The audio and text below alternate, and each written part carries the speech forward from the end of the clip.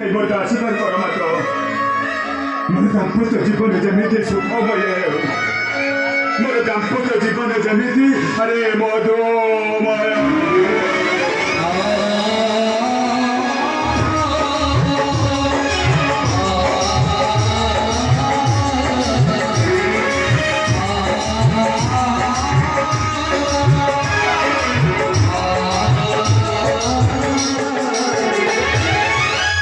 अरे के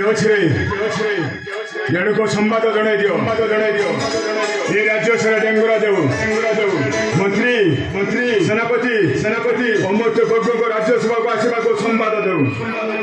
मथुरा अधिपति भोजवंश सम्राट राजा उग्रेश्वर कन्या देवकी सहित मोर विभाग से समस्त प्रजागण आसी मो दरबार पठित हे